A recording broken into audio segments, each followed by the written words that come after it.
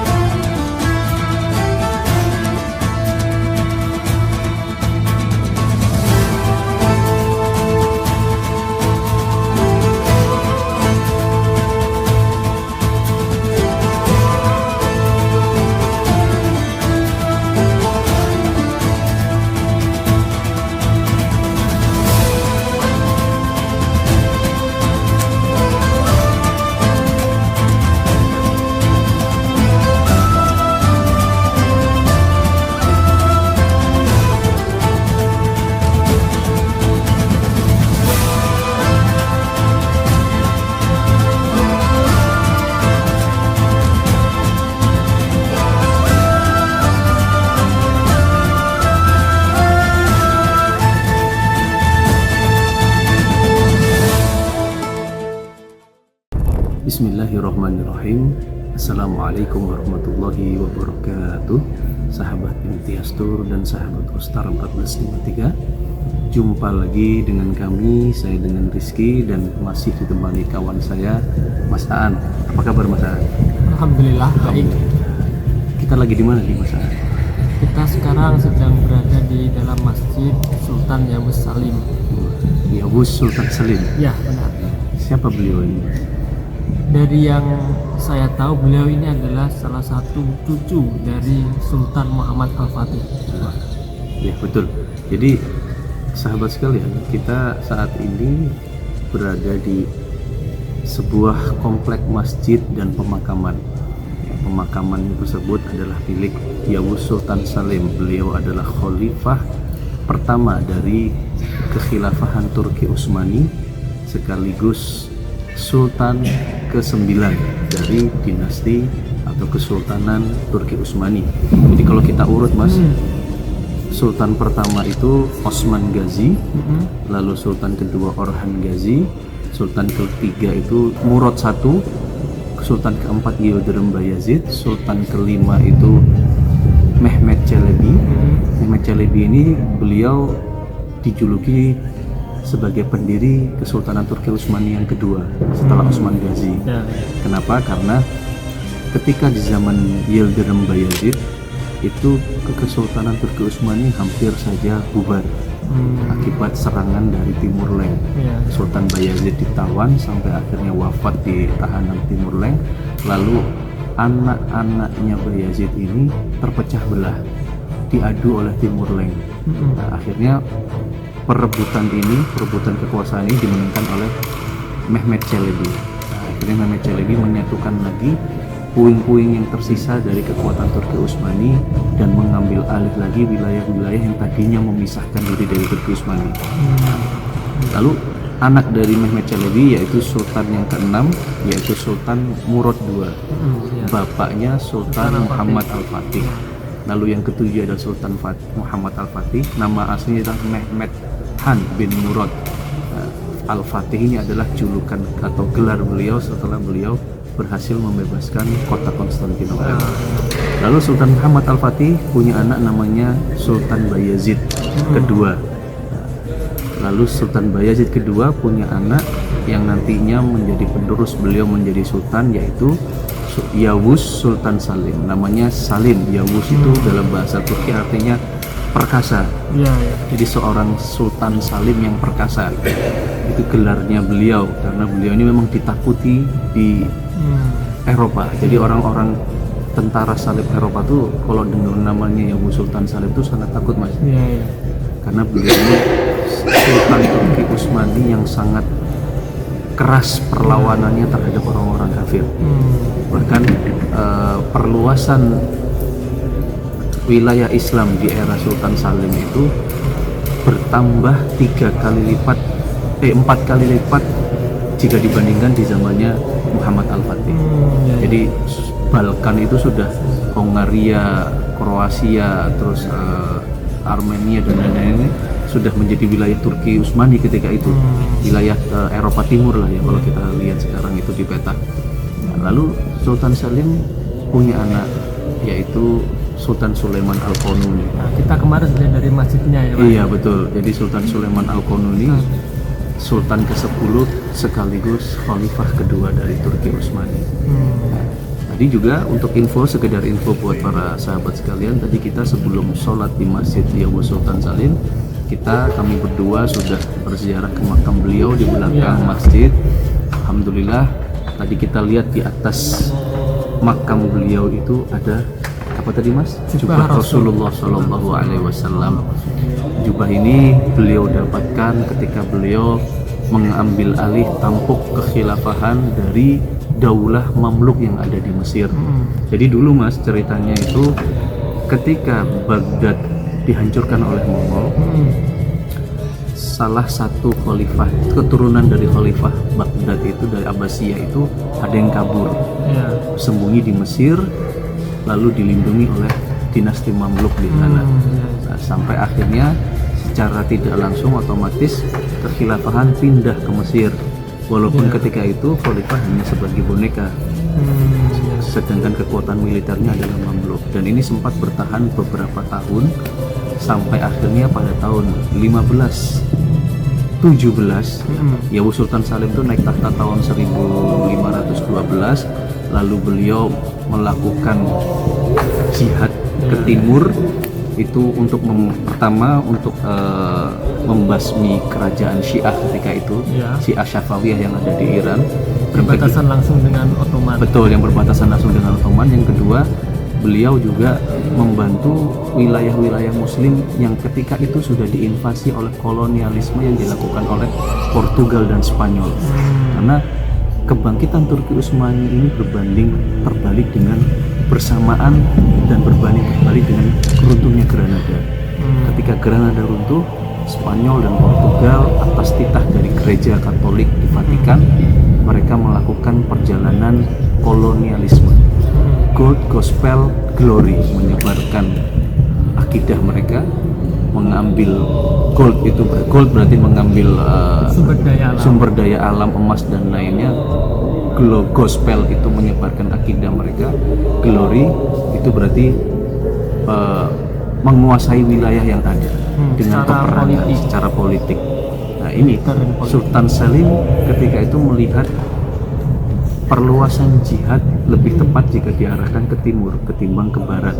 Jadi beliau menghentikan jihadnya ke barat untuk memperluas wilayah ke barat, dan akhirnya merubah rutenya untuk ke timur. Nah di timur itu kenapa kok Sultan Salim ini tadi saya bilang malah memerangi Mamluk? Tahu nggak antum, Mas? Apa itu, Pak?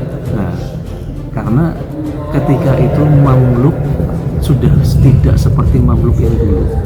Mamluk yang dulu memang mereka berlandaskan akidah yang benar. Tapi Mamluk yang terakhir yang ada di para pemimpin, para sultan Mamluk yang hidup sezaman dengan Yavuz Sultan Salim ini sudah mulai melenceng. Ada sebagian mereka yang mendukung Syiah Safawiyah yang ada di Iran. Ada sebagian mereka bahkan yang mendukung Portugis. Kita tahu cerita bahwasanya ketika itu Portugis ingin mencuri jasad Rasulullah. Pernah dengar cerita itu nggak? Belum pernah. Nah, itu terjadi di zamannya Yavuz Sultan Salim. Dan itu ada koalisi antara Mamluk juga. Jadi Mamluk bekerja sama dengan Portugis, Mamluk bekerja sama dengan Syiah Syafawiyah, ya, lalu Mamluk sendiri dengan Turki Utsmani bergesekan. Iya, iya. Karena mereka berebut pengakuan publik ketika itu siapa penerus Abbasiyah. siapa penerus kekuatan Islam ketika itu. Nah, Yawuz Sultan Salim melihat apa yang dilakukan Mamluk ini sudah melenceng, apalagi banyak wilayah-wilayah Turki Utsmani ketika itu, wilayah-wilayah Mamluk ketika itu termasuk salah satunya di Aleppo di Suriah, lalu di Diyarbakir, warganya sendiri lapor dan berharap bertemu dengan Yawuz Sultan Salim, meminta agar Yawuz Sultan Salim bisa mengambil alih kekuasaan di sana. Intinya masyarakatnya sudah tidak senang dengan pemimpin Mamluk yang ada di sana. Karena ketika itu menurut catatan para ahli sejarah, para pemimpin Mamluk yang ada di wilayah-wilayah itu sudah berlaku zolim. Mereka mengambil harta, mengambil anak gadisnya sesukanya lah. Intinya sudah tidak mencerminkan keislaman yang secara utuh. Nah, akibat dari itu terjadilah perang antara Yawuz Sultan Salim dan Turki Utsmani dan Kesultanan Mamluk ketika itu ya di Mesir, dan qadarullah itu semua dimenangkan oleh Turki Utsmani. Dan sebagai simbol serah terima jabatan kekhilafahan, maka artefak-artefak suci milik Rasulullah, peninggalan Rasulullah itu diberikan oleh Mamluk kepada Turki Utsmani, kepada khalifah yang baru yaitu Yawuz Sultan Salim. Makanya tadi kita lihat di atasnya ada jubah Rasulullah, dan bahkan di kain penutup makamnya tadi kita bacakan, bukan biasanya itu ayatnya itu inna fatahna laka fathan mubinan. Biasanya di setiap kain penutup makam sultan-sultan itu biasanya begitu. Tapi tadi saya lihat itu kalimat syahadat, asyhadu alla ilaha illallah wa asyhadu anna muhammadar rasulullah. Di situ saya lupa tadi di baliknya itu ada pokoknya intinya itu menjelaskan tentang Rasulullah, bukan menjelaskan tentang ayat-ayat pembebasan atau futuhat. Itu berbeda gitu. Gitu. Berarti kalau di bahasa Arab itu Pak ya, Yawuz itu kan ditulis biasanya kalau bahasa Arab Yavuz, tapi di bahasa Turki kan dibaca Yawuz. Yawuz ya. Dimana kata Yavuz itu di bahasa Indonesia diartikan sebagai kemenangan. Itu bisa itu Pak ya, bisa dikaitkan seperti itu ya, simbol gitu kalau Sultan Yawuz ini memenangkan wilayah Mesir gitu Pak ya. Iya, itu mungkin penulisan mungkin ya, penulisan dari segi penulisan aja, tapi kan kita harus merujuk ke bahasa aslinya kalau ingin menerjemahkan kan. Karena arti kata Yawuz itu ya artinya tadi perkasa. Orang yang perkasa. Kalau tadi Bayazid yang pertama julukannya Yildirim.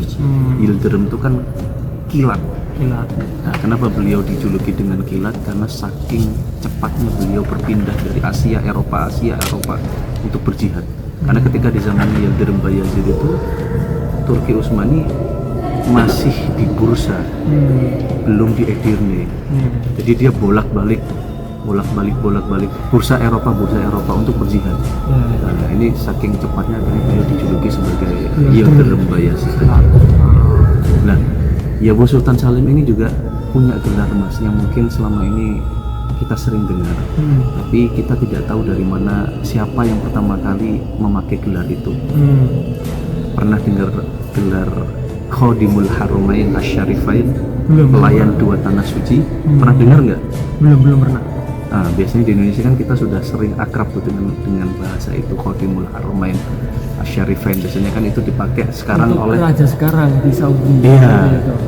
Itu yang pertama kali memakai gelar itu adalah Yawuz Sultan Salim. Gelarnya panjang, saya nggak hafal. Yang jelas yang saya tahu Khadimul Haramain Asy-Syarifain Malikul Barraini wal Bahrain. Lalu lanjutnya saya lupa. Yang jelas panjang sekali gelarnya. Pencetus awal Sultan Yawuz Sultan Salim. Dulu yang belum pertama kali. dilanjutkan oleh raja-raja semua. Kenapa? Itu ada keterkaitannya juga. Karena beliau ini ya tadi kenapa beliau mempresentasikan dirinya sebagai khodim. Khodim itu kan pelayan. Beliau sendiri menunjukkan ketika itu pakai anting-anting di sebelah kiri. Makanya kita kalau lihat fotonya, lukisannya Yawuz Sultan Salim selalu menghadap ke kiri dan di sini ada anting-anting. Itu menggambarkan pada zaman itu lelaki yang pakai anting-anting di sebelah kiri itu budak. Beliau ingin dianggap sebagai budak. Oh, menarik itu Pak. Berarti Iya. kalau kita menganggap anting-anting kan sebagai bisa dengan perempuan, Iya. seperti itu Pak. Tapi justru Sultan Yerusalem ini memakai anting-anting, Iya. tujuannya bukan menyamakan dengan perempuan, Bukan. tapi untuk solidaritas begitu Pak. Karena di zaman itu kita harus kembali merujuk ke zaman itu ya. Zaman mana, Pak? itu budak-budak laki-laki itu dikasih anting di sini. Iya. Ya kita nggak bisa membahas kejadian di masa lalu disamakan dengan fenomena yang terjadi saat ini. Kita kan berbeda. Berarti belum tentu karena Sultan Yerusalem ini memakai anting lantas diartikan wah ini mau memiripkan dengan perempuan. Oh, Bukan, ada iya. alasan lain Pak ya ternyata. Bukan, betul. Terus kita tadi lihat Pak, waktu kita ziarah di makamnya Sultan Yerusalem ada miniatur Oh, iya. miniatur Haram, Masjidil Haram. Ka'bah gitu. Iya. Iya. Kenapa itu? Ya karena Abu Sultan Salim itu ketika beliau menjadi khalifah, jadi pertama kali yang dilakukan adalah merenovasi Masjidil Haram. Termasuk kalau kita lihat mungkin saat ini masih ada sisa bangunan yang dibangun oleh Turki Utsmani itu yang berwarna coklat, ada kubah berwarna coklat kecil-kecil itu yang di sekeliling Ka'bah. Nah, itu sisa dari Turki Utsmani ketika itu. Lalu menara-menara sekarang kalau sekarang kayaknya udah nggak ada. Kalau di Masjid Nabawi itu masih ada sisa menara Turki Utsmani yang berbentuk lancip seperti pensil. Nah, itu kalau menara yang di atasnya ada bulan sabit itu menara yang dibangun oleh Mamluk. Jadi beda-beda. Punya arsitektur masing-masing. Betul, ya, iya. Ottoman dengan Mamluk. Mm-mm. Bahkan kalau kita lihat di Museum Masjid Nabawi itu terlihat jelas di situ ada Daulah Umayyah, menaranya masih ada, terus Daulah Abbasiyah masih ada, Mamluk ada, lalu Utsmani yang terakhir. Ya, Ottoman. Jadi tidak semuanya dihancurkan, disisakan satu-satu tiang. Ya. Gitu. Sebagai bukti sejarah Bukti itu Pak, ya, sejarah. untuk dipelajari. Tapi yang disayangkan memang yang di Mekah itu kenapa harus dihancurkan semua itu kan tersisa sangat sedikit itu ya. Padahal itu harusnya kan bisa lebih bijaksana dalam merenovasi masjid kan. Ya, benar-benar. Jadi yang pertama kali memakai gelar Khotimul Haram ini kan Iya. menciptakan gelar itu adalah Sultan Yerusalem. Ya Sultan.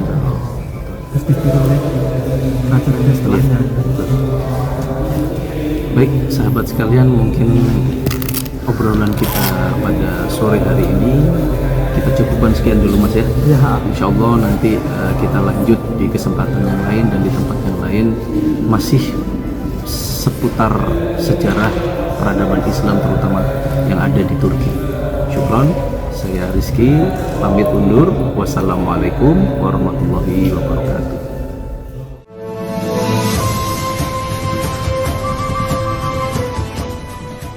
Jadilah bagian dari mentadaburi sejarah peradaban di tanah Turki dalam Tour The Golden Egg of Ottoman bersama Imtiaz Rohmah Tour Travel.